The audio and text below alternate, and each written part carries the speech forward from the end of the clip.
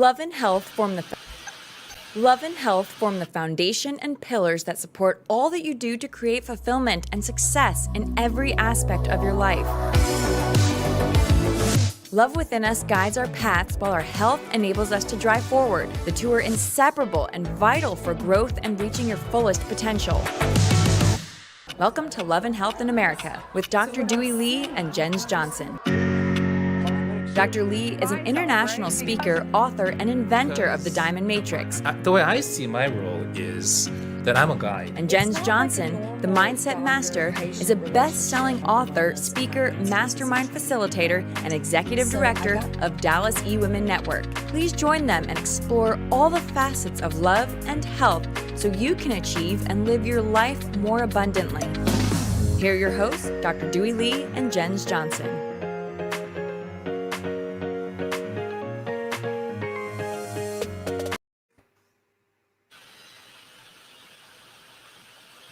All right, so we are so excited because we've got this intro and we love it, but we have added somebody that we are so just beyond thrilled to have join us, and that is certified financial planner Mary McMahon. So Mary, welcome to the show. We know that you're going to really be the front person, so to speak, today, and then we got to say hello, Dr. Doohi Lee.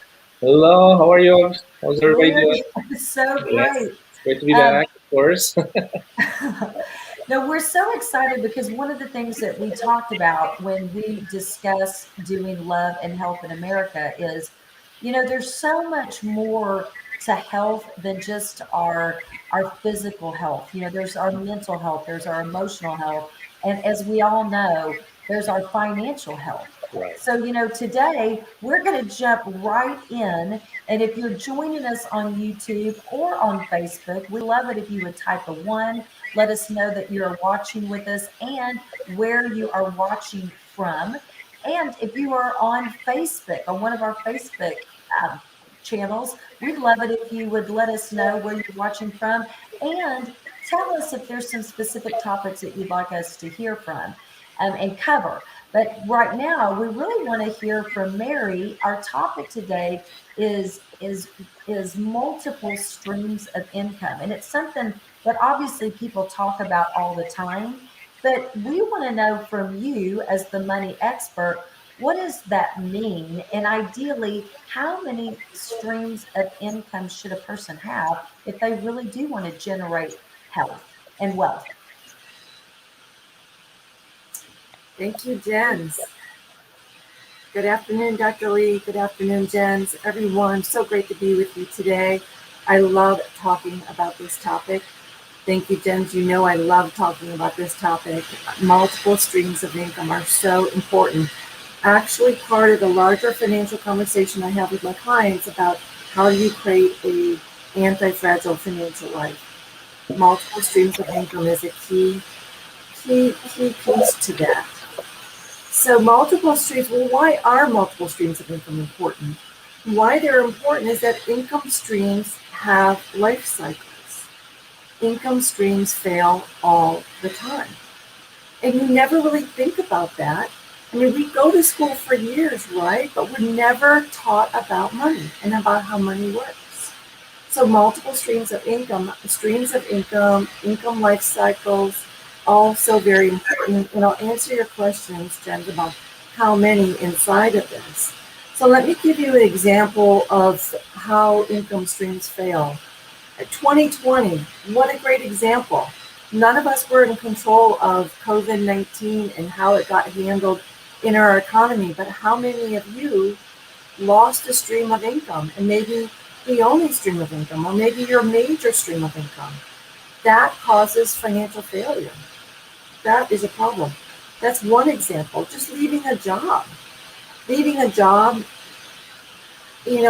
for any reason. Maybe you got fired. Maybe you left because your company downsized. Maybe you left to go work for another company. Leaving a job is another failure of a stream of income. Another example I think is really good, commonplace, is retirement. People think that they want to stop working one day and enjoy life and not work, right? and use savings and investments to create income. Well, just leaving your work for retirement, that's a failure of that income stream. That's a pretty large stream of income that people are typically stepping away from. They don't really realize until they actually get there. Then there's this emotional impact. So wealth is the ability to fully experience life. My mantra in my practice is to live richly and experience life fully, experience life richly. And so what do you need? That's a great question. What do you need to create multiple streams of income? Well, you need financial IQ. You need to have an understanding of how money works and how money works in life. And financial literacy, like how do you read numbers? How do you read financial statements? And you might not be a numbers person. You might not want to do that work. Well, then you hire an expert in that to assist you with that. But these are things that we're not trained to do. Mindset. You've got to have a mindset to look for opportunities to create a stream of income from your unique talents, your innate abilities, your experience, your ideas. And health. Dr. Lee, we talk about this all the time. You have to have good health. There's your physical health, there's your mental health, there's your spiritual health, your emotional health, and that all impacts your financial health. The last key piece I'm going to talk about in terms of what do you need, we've all grown up with cultural biases that get in the way. Women are trained culturally to turn their economic lives and money matters over to the men in their lives. Husbands, fathers, brothers. I even had a business owner, when I first met her, her boyfriend was managing her money for her. Men are culturally trained to take over the economic lives and financial lives of the women in their lives. Their wives, their daughters, mothers, sisters. I mean, it's a cultural bias that gets in the way of people really saying, hey, I'm a unique individual. I want to do X. I can do X. A lot of people shut down because they're like, I can't do X because I'm a woman. Or I can't do X because I'm a man. Of course you can. You can do X. You're a human being. So let go of the cultural bias. What are multiple streams of income? So there's two kinds of income. So I love it when you ask questions like, well, what about making money while you're sleeping? That is a kind of income. So there's active income. There's your work income. You're working. And that is actively generated income. Then you want passive income, the kind of income that's being generated even when you're sleeping. So passive income means you're going to be owning assets that generate income. So what are some kind of assets that will generate income for you? Either stocks, high quality dividend paying stocks. I think it's really important to key into important economic macro trends and work with companies, buy stocks of companies that are going to be performance companies that are just going to skyrocket. Bonds are all about generating income. Income generating real estate. There's residential real estate that you can buy. Commercial real estate. For people who would like to go out and buy $1 million home or $1 million plus, what I'd rather see people do is go out and buy $1 million commercial property that's generating $60,000, $70,000, $80,000 a year in cash flow. So that cash flow is going to pay for that $1 million house down the road. Other streams of income you can create are notes, holding notes, financing people's purchasing, let's say, in real estate on a private basis. So IOUs to you at a good interest rate, market fair. Royalties from intellectual property, music, scripts, patents. There are industries and people who have talents where you can actually generate income from your intellectual property. Options is another play in the market in terms of generating income. It really important is investing in businesses that you understand, have some control, and ideally you don't work in the business, because if you're working in the business, that's a job.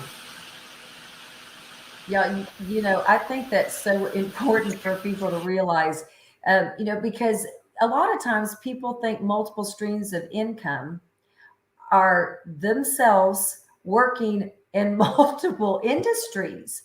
And what you just said right there is so big. And I think it's something that people don't realize and they don't understand. And I know for Dr. Lee, I think Dr. Lee is a master at multiple streams of income. And a question that I have for you, Dr. Lee, was that something for you that it just came naturally, where you taught that? How did that come about? Because I know you're involved in a lot of different income streams. Yeah. Well, I mean, there are two different aspects to this. One is professional, and for those of you out there who know me, just based on my practice alone, there are several different things that are pretty diverse that I do as a physician. I mean, my primary, I guess, calling card is a cosmetic surgeon, and that has multiple different areas in itself. But that is a category. But I talk about this concept that I developed many years ago called the Diamond Matrix, and that involves 7 major points that enable a person to become healthy and stay healthy. And those different areas are actually different fields in medicine that include nutrition, brain health, emotional health, cosmetic surgery, of course, sexual health, and so many different areas that are diverse but actually coherent in a sense of a whole philosophical construct of trying to make somebody healthy. So by doing those different things, actually bringing in different people of different areas, and they're not all coming in for breast augmentation. So that's the sort of a diversification in my professional area. But also within my personal life, it's interesting what you spoke earlier about the cultural bias or sexual bias of how men and women are divided in how they handle money. In a family, typically, you're right, typically is a man or male who handle the finances, and women tend to do the other non-financial things. And being an Asian, this is classic Asian construct culturally. Well, it's kind of interesting. I never bought into that. I thought I used to read different stories about couples going through different things, and men tend to die earlier, and then with all the stress and whatnot, and they would die, and then all of a sudden women are left with pile of bills and financial statements, and they have no clue what these things are. And I said, there's no way I'm going to let this kind of things happen to my wife. And so when we got married, I purposefully kind of had her do all this financial stuff. I mean, she's fantastic at it. She's probably better at it than I am. Being Chinese woman, I think there's genetically, they're just stamped in their DNA.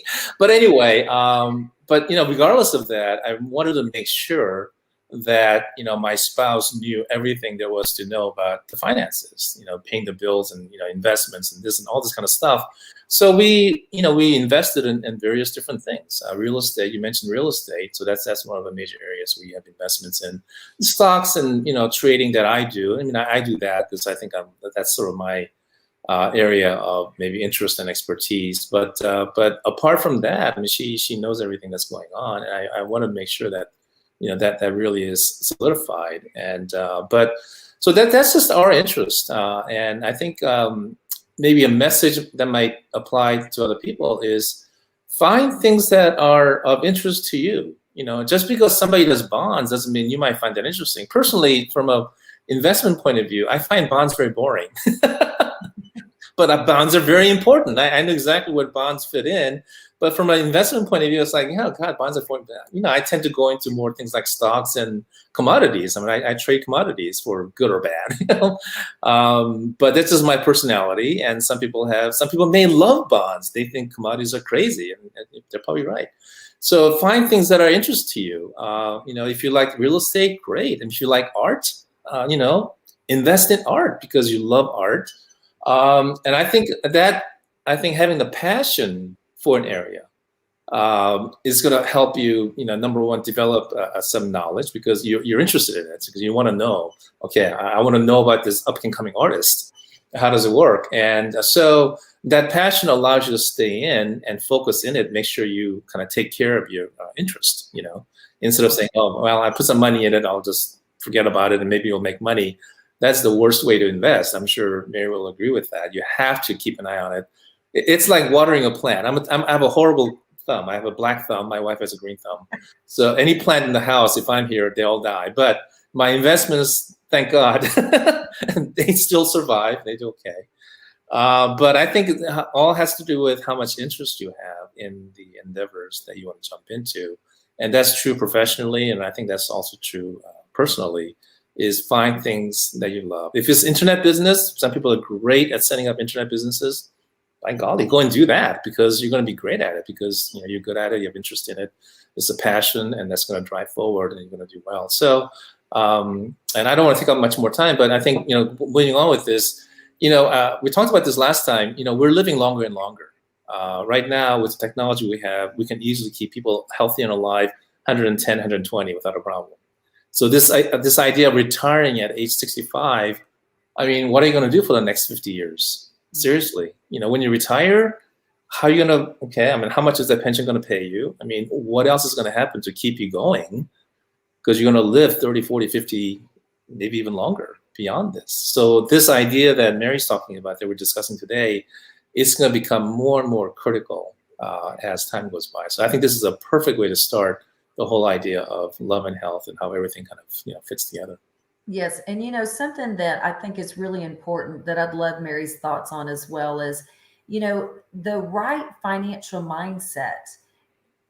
Not everybody is an expert in money. And to your point, Mary, what you said at the very beginning of the show, it's a topic that you don't really learn in schools. It's something that you either figure it out on your own because you have an interest in it, or you get connected to somebody that does know what they're doing, like yourself.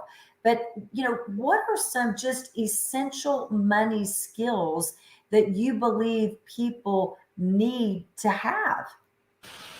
I think thank you, Jens. I think one of the a good starting point where most people start with money in their life, when they're, they get out of school, they're working, they're in their 20s. What a lot of people do is they go out and they buy, a big house, they get married, they buy, a really nice car. People, if you're going to be wealthy, you have to buy assets. What people do and what our society teaches us to do is that when you have money, you need to go out and create liabilities. I need a mortgage. I need to buy all that lawn equipment. I need to buy all that furniture and appliances. I need to get 2 really nice cars. I need to start a family right now. These are all liabilities. It's taking your money and you're giving your money to someone else for them to become rich. You need to take your money. You need to buy assets. You need to buy assets and build up your asset sheet, your balance sheet, the asset side with assets that's generating that cash flow out to you. And guess what? One of these days you're going to be able to step away from a job and actually create some financial freedom for yourself, and also an opportunity to create even more streams of income. The more you do, the more opportunities that will come to you. So I think understanding that you need to purchase assets. What's the difference between an asset and a liability? A lot of people think that their house is an asset. A lot of people think that their cars are an asset. Those are not assets. Those are liabilities. That is a really basic problem we have in society. And everybody does it like, oh, it's only, this much money a month. Well, before you know it, you're like, you're like off the charts with what's going on compared to what's coming in. Well, I think that's really important, Mary. That's an extremely important point, because people don't know what assets are. Assets are, they're making money for you. And to your point, your house and your car, you got to spend money on those two, you know, but people don't know that. You know, that's just some of the basic money 101 that people don't realize. And you know, you hear about the need for people to learn how to save money because we live in a society where it's immediate gratification. Dr. Lee, you know that everybody's coming to you for immediate results. You know, Yes, exactly. immediate results. So we're living in a society of immediate gratification, immediate results, you know.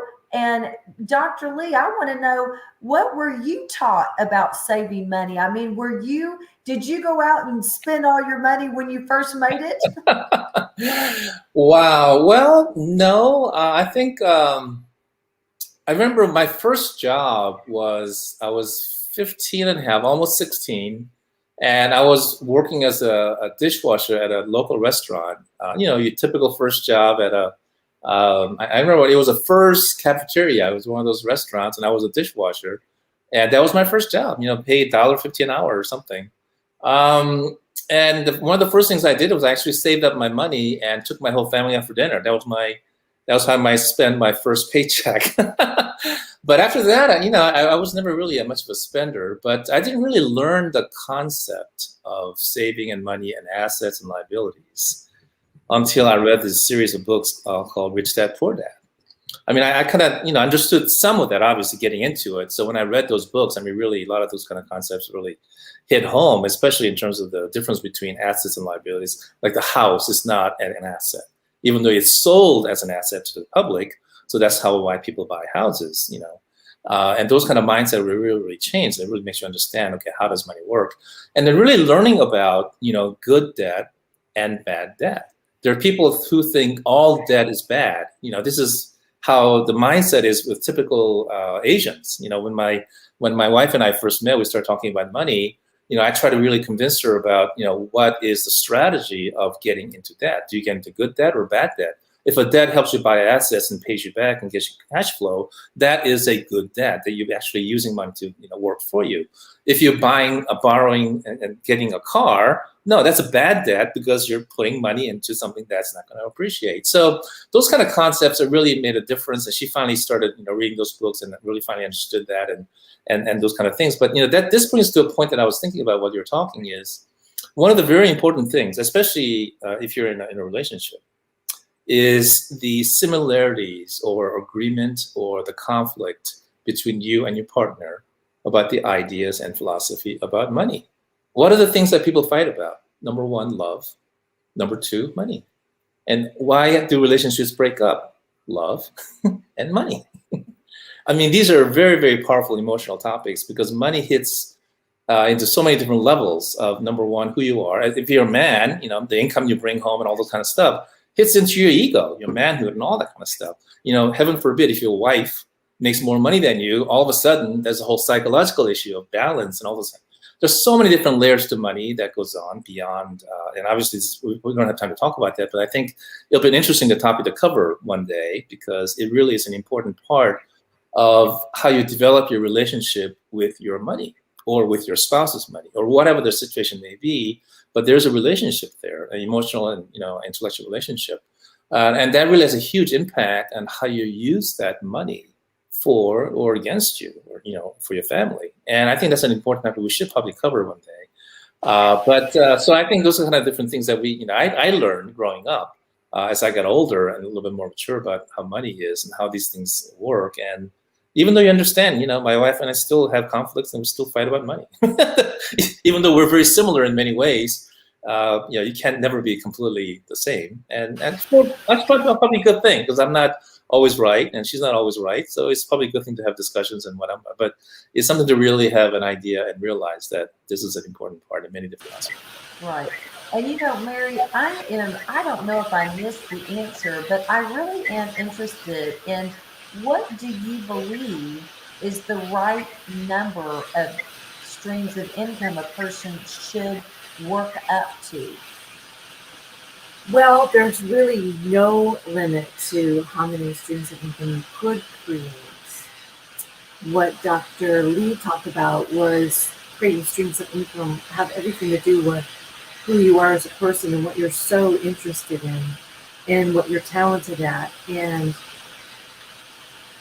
I think that having 4 or 5 streams of income is a really good goal to meet. And it's not a hard and fast rule. In my mind, as a certified financial planner, knowing that every income stream has a life cycle to it, that it's good to have streams of income that are not correlated with what's going on in the market with that particular area at that time.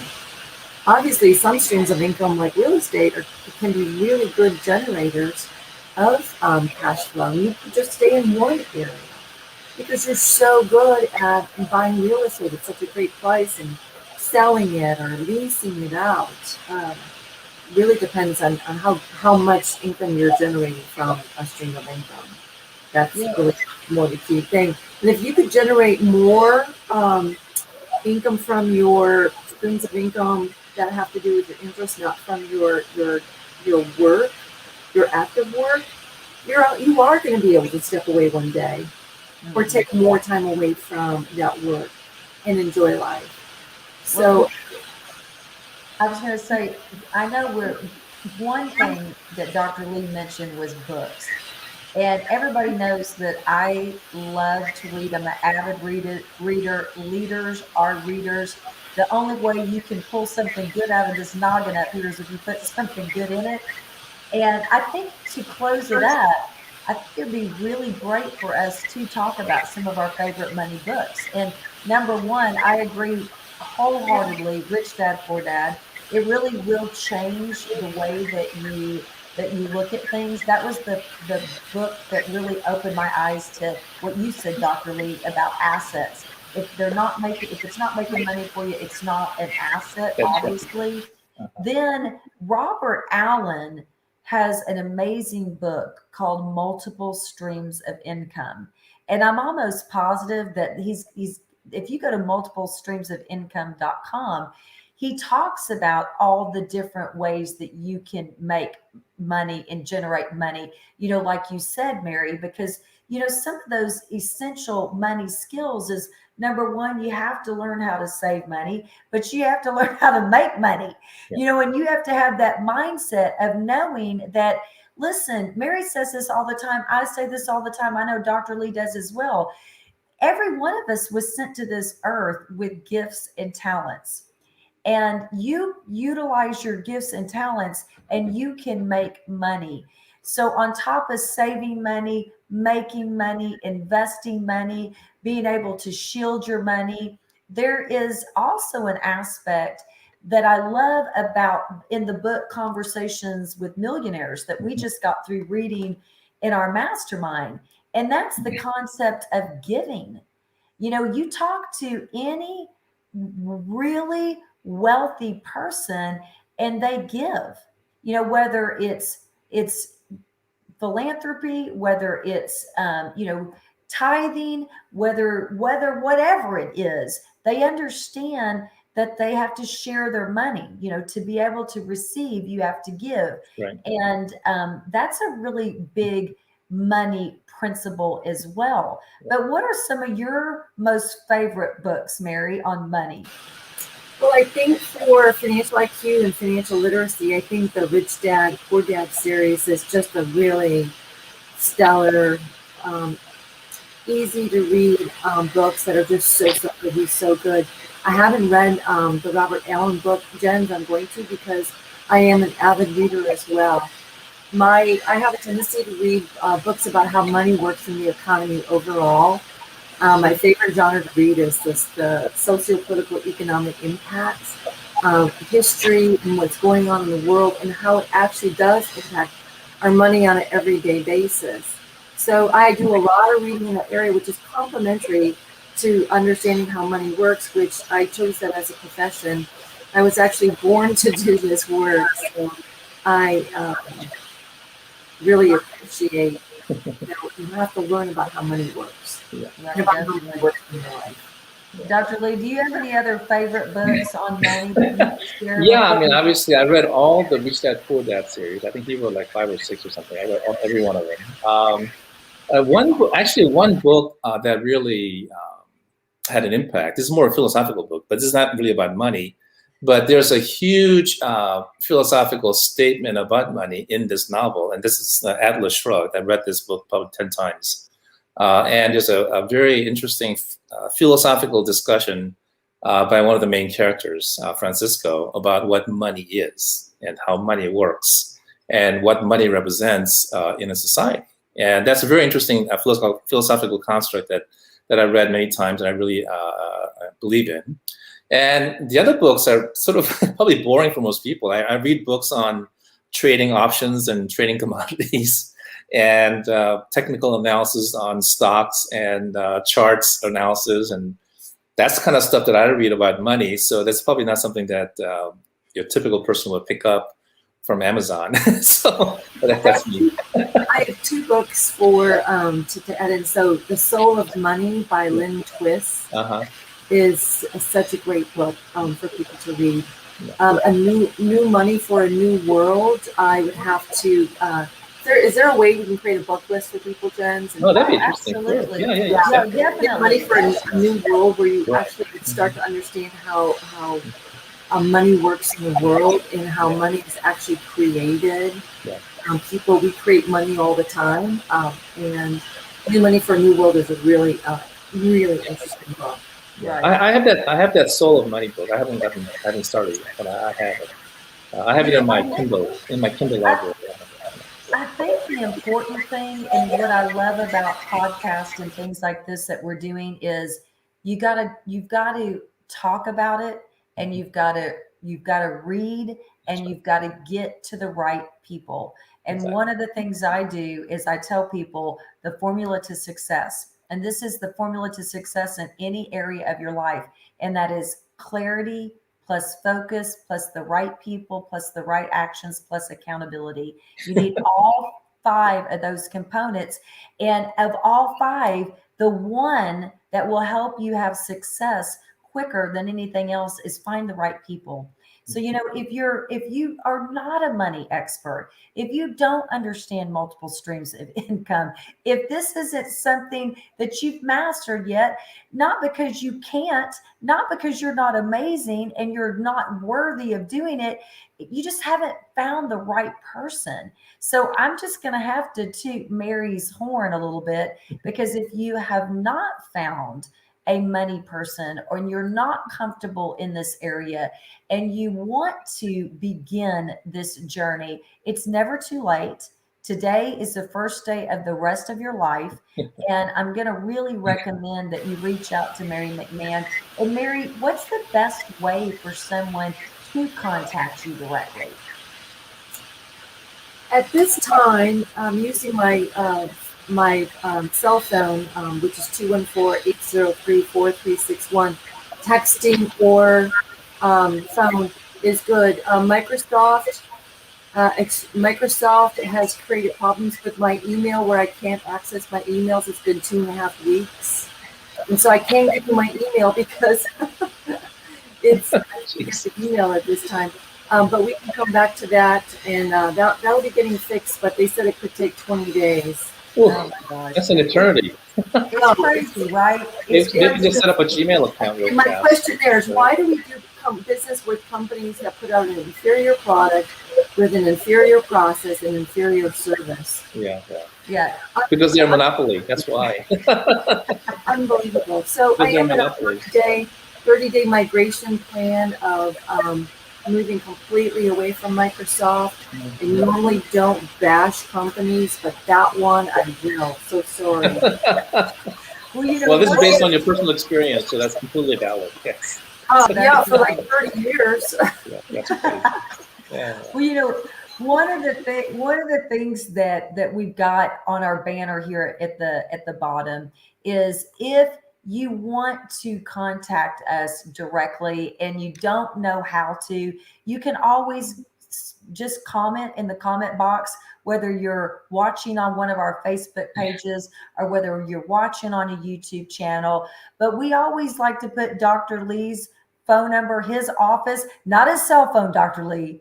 We're not sending him to your cell phone. Thank you. We're sending you. Well, my patients get my cell phone, but you have to become a patient first. Well, I know. That's why you're so amazing. But if for some reason you reach out and you can't contact one of us, if you call Dr. Lee's office, they will definitely make sure that you are connected to one of us. Of course. And from the bottom of our heart, our desire truly is to add value into people's lives in our zone of geniuses. So if it has to do with mindset, with growth, development, health, wellness, financial freedom, multiple streams of income, generating wealth, and just living your best life, let me tell you, between the three of us, there's definitely a great impact that we can make. Yes. So any parting words before we close? Dr. Lee or Mary, anything else you want to add? Live richly. And love deeply. Yes, and stay healthy. All right. Until we meet again, everybody, we will see you next time on every Tuesday, Thursday at 5 p.m. Central. Love and health form the foundation and pillars that support all that you do to create fulfillment and success in every aspect of your life. Love within us guides our paths while our health enables us to drive forward. The two are inseparable and vital for growth and reaching your fullest potential. Welcome to